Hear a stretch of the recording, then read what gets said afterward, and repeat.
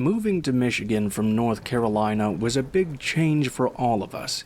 The climate was a huge difference for us since we weren't as used to the cold, along with having to start a new school and meeting new people. However, there were other major differences as well. These ones weren't as innocent.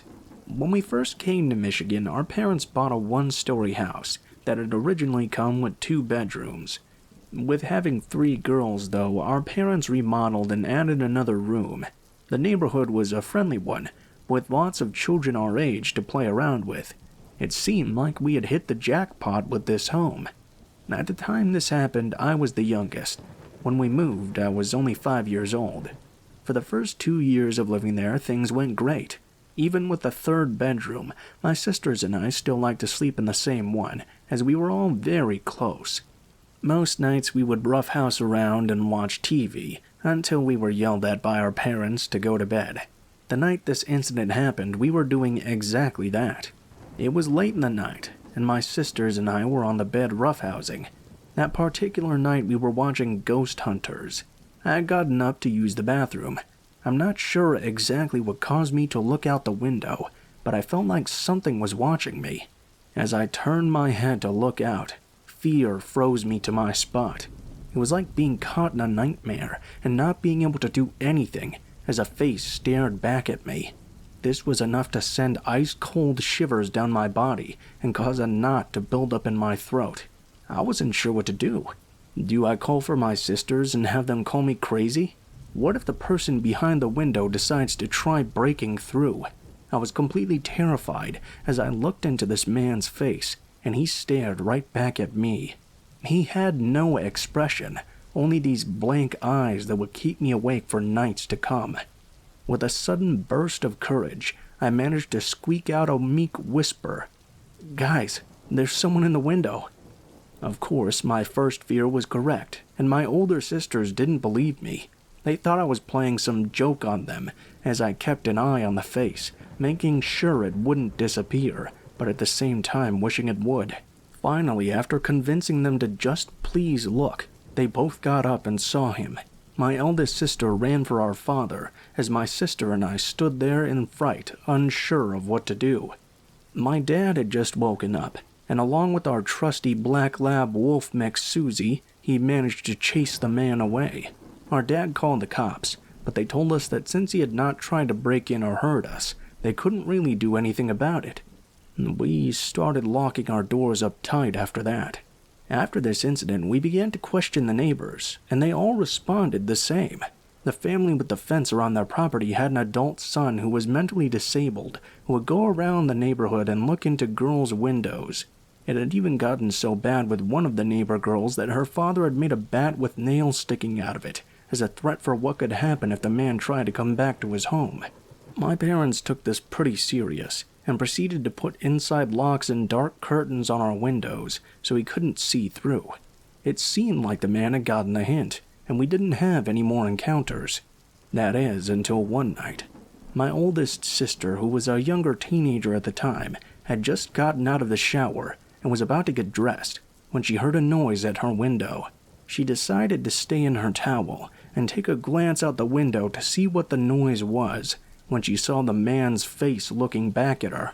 She screamed for my parents and immediately left her room.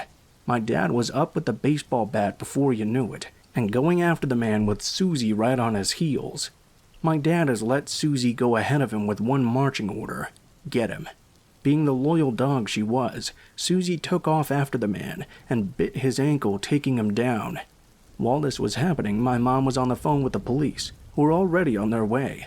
With help from Susie, our dad captured the man and held him there until the cops showed. They did arrest him, but because of his disabilities, he was let go the following day. My parents were furious. They couldn't understand how the police could let someone off who had been caught multiple times trespassing in people's yards and looking into younger girls' windows. They, along with the other neighbors, set up a neighborhood watch. They made sure that us kids were watched 24/7 and that no harm could come to us. Something that should be known about my father is that he's an ex-Marine who developed PTSD, with one of the side effects being insomnia. My dad had taken advantage of this during these incidents, as he would keep watch of the house and constantly check the yard for the man. This helped make us kids feel a lot safer, because we knew our dad was watching our backs and we'd be safe. It had been barely over a week since the man had looked into my sister's room, when he came once again. This time it was only my middle sister and I in our room. It was still early evening, and my parents and their friend were hanging out in the living room. We had an early bedtime because it was a school night, so we were both in bed about to fall asleep. When we began to hear these noises, like someone was trying to get in, fear immediately gripped both my sister and I, as we both knew what was most likely happening.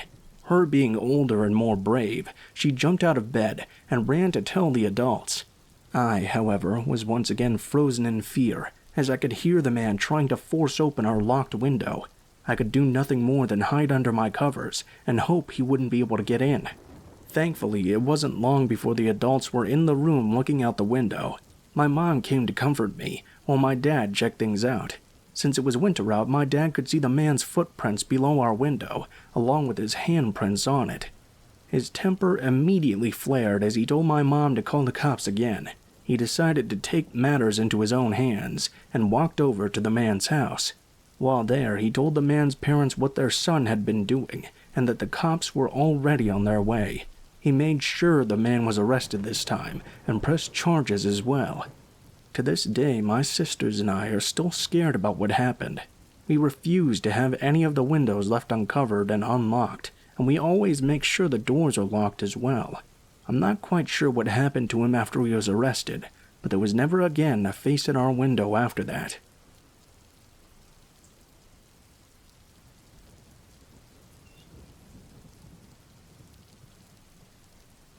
Wow, do I have a crazy story for you guys. Sorry if it's a bit long though. This experience has caused me a lot of anxiety, and it actually feels therapeutic typing this all out. During my freshman year of college in New Hampshire, a girl in my dorm hall accidentally caused a small dorm room fire by leaving in popcorn for too long at 3 a.m. We all had to evacuate and the fire trucks came. The RAs made a pretty big stink about it.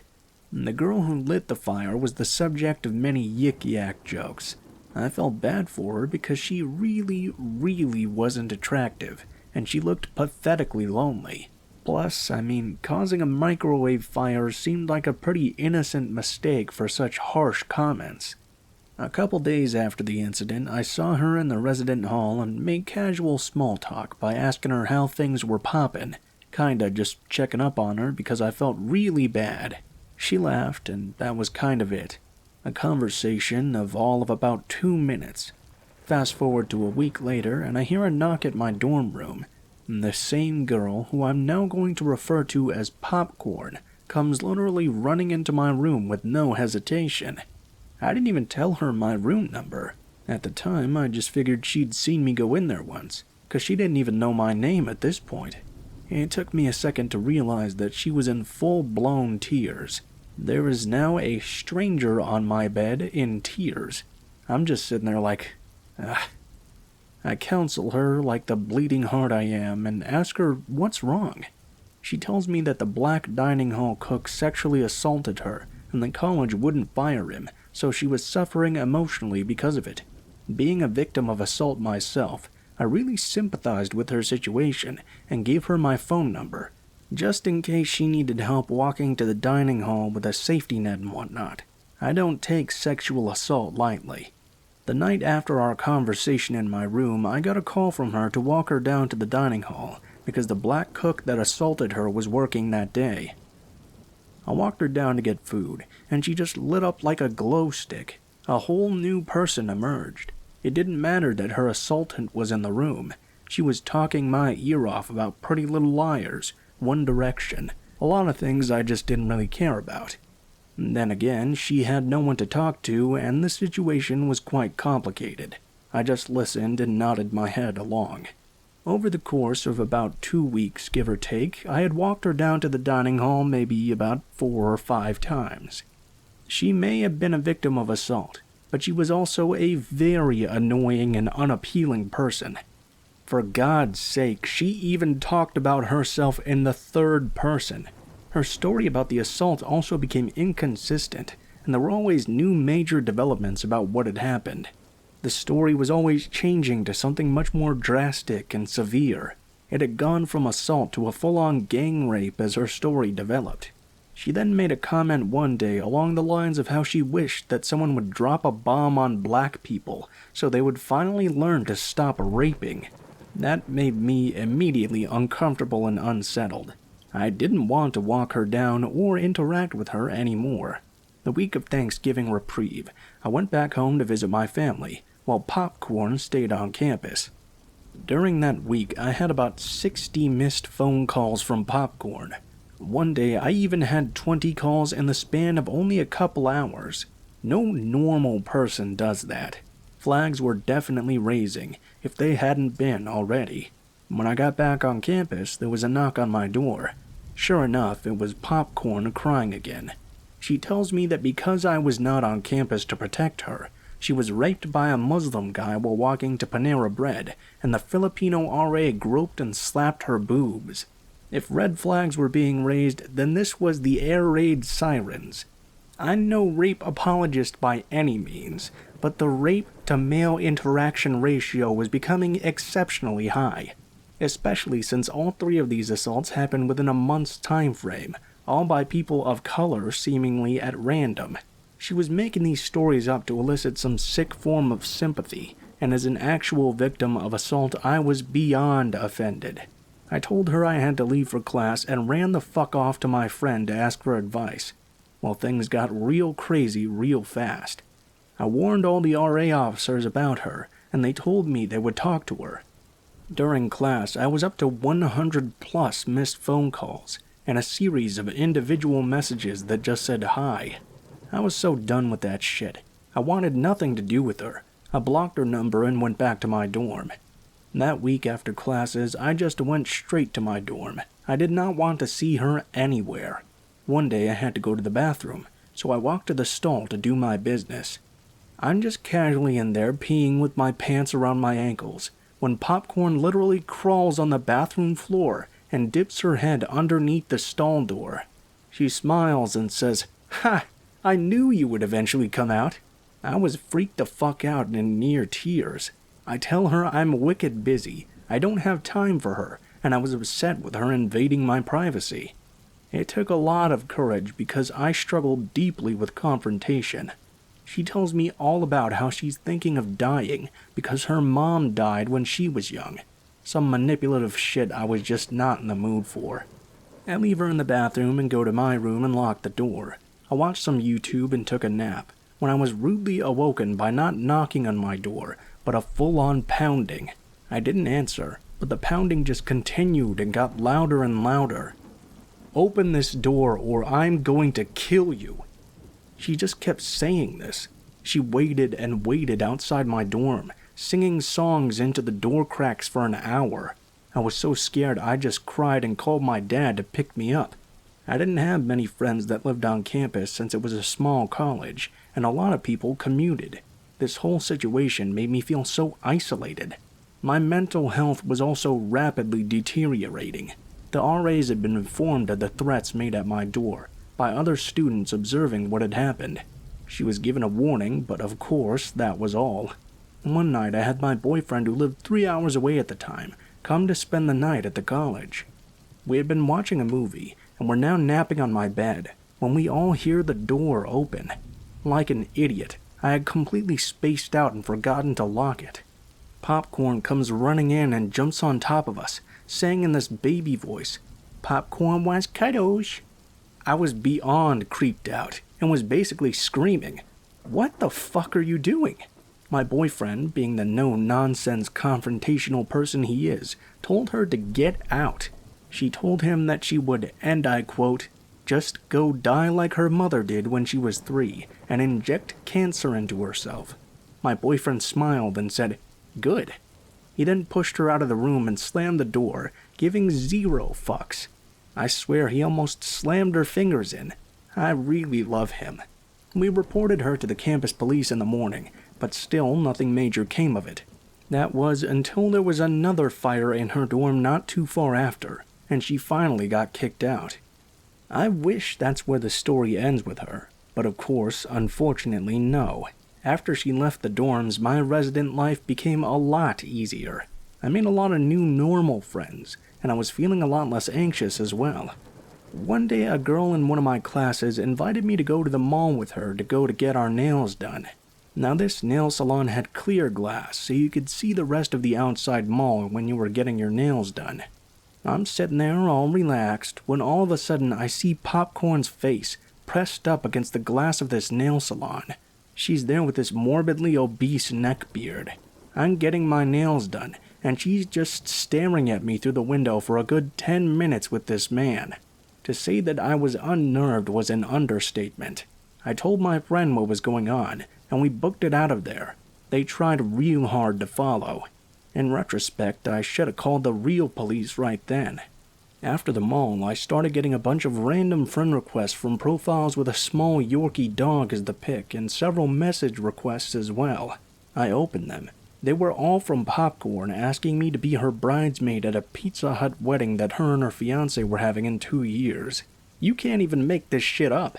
There was another message about how she was so upset I didn't acknowledge her at the mall, and she had been waiting so long to introduce me to her doting fiancé. She was upset with me and wanted to wring my neck. Of course, I blocked all these profiles, and things went pretty silent.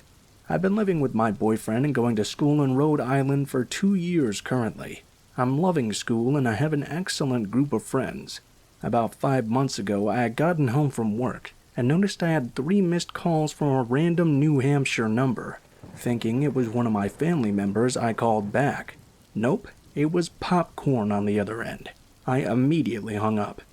There was also a voicemail left that was just a person breathing heavily into the phone and telling me I was expected at the wedding. I cried and called the police urgently about the number. I don't know what happened or if anything did come of it, but I haven't been bothered since then, so that's a plus. I'm a very kind person, and people often take advantage of this openness. It really is a fatal flaw that I'm working really hard on. It's unfortunate that there are so many unhinged and lonely people, but we really shouldn't make it our burden to help them. Sometimes being nice can actually cause a lot of mental strain.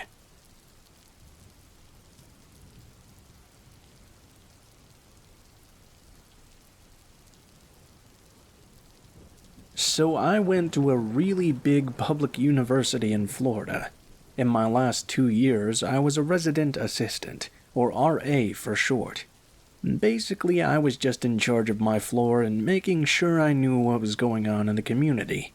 I also had a lot of good relationships with my residents as well.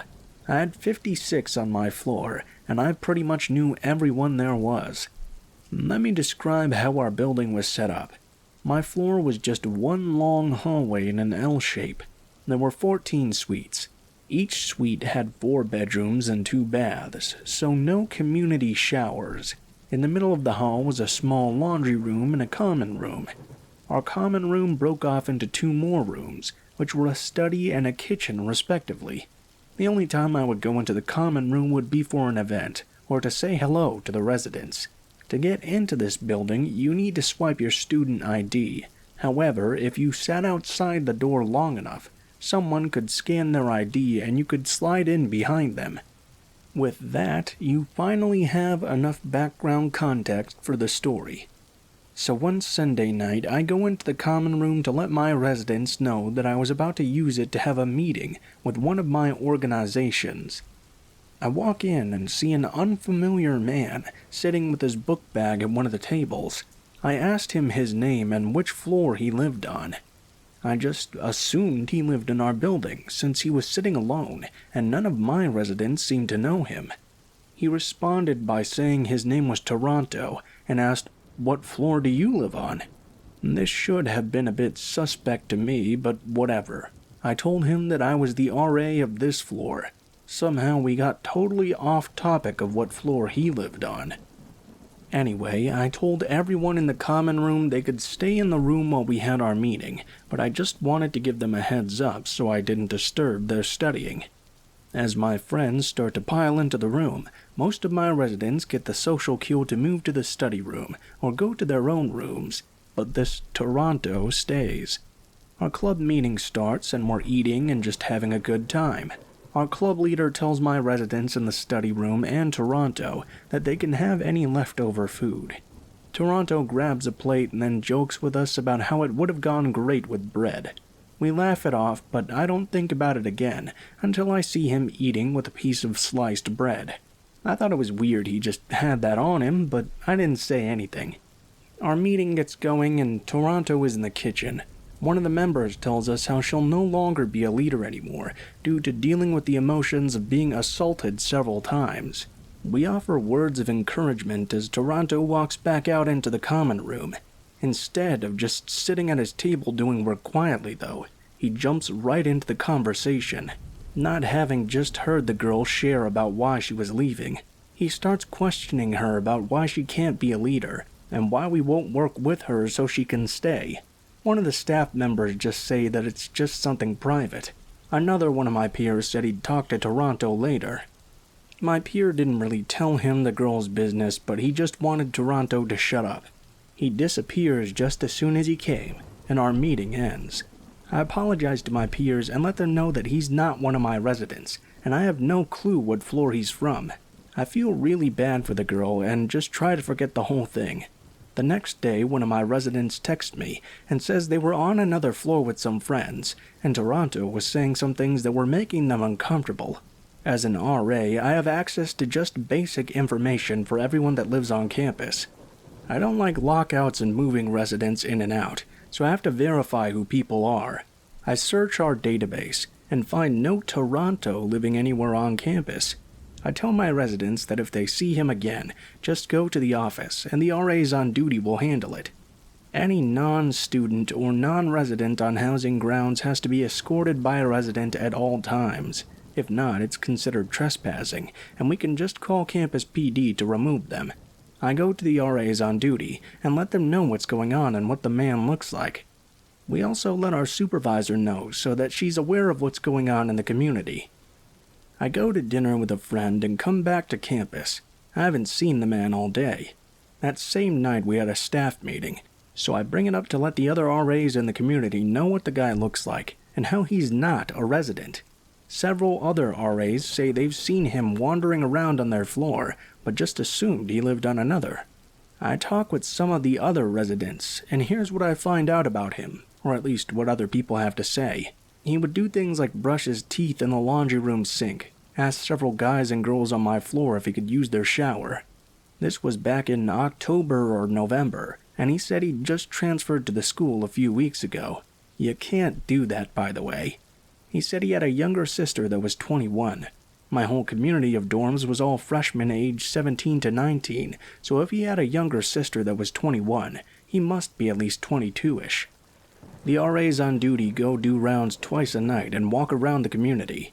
One of the rounds they're on my floor and knock on my door to confirm if the guy in my common room was Toronto. I don't want to go looking in the common room like a weirdo, so I just describe him again and let them verify. One RA stays up in the room hallway with me while the other calls the police and goes to meet them downstairs. I would have preferred to at least talk to him and let him know that if he wasn't a resident, he was going to have to leave, but the other RAs agreed that we didn't know how he would respond. We just called the cops in the end. I texted all my residents and let them know to stay clear of the hallway for a bit until the police arrived and left.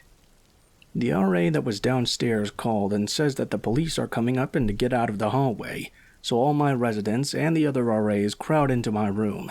I see the police in Toronto walking toward my door, and for some reason I think the police want to talk to me. I reopen my door, and Toronto tries to barge into my room. I shut the door on him and the police. I still remember this look of anger and betrayal on his face. Anyways, the police take him away and he's trespassed from campus. Not only was he not a resident, he wasn't even a student at the university. Of course, his name wasn't even Toronto either. I felt a bit bad because it obviously seemed like he was homeless, but the residents paid thousands of dollars a semester to live in a safe community at their school. When he left, we found out he had this whole secret stash of supplies in our common room kitchen, which is where he'd brought that bread from. I spent the last month or two praying I wouldn't run into him around the city. Mind you, as an RA, my name and contact information was plastered all over my door, so I can only hope he didn't remember it.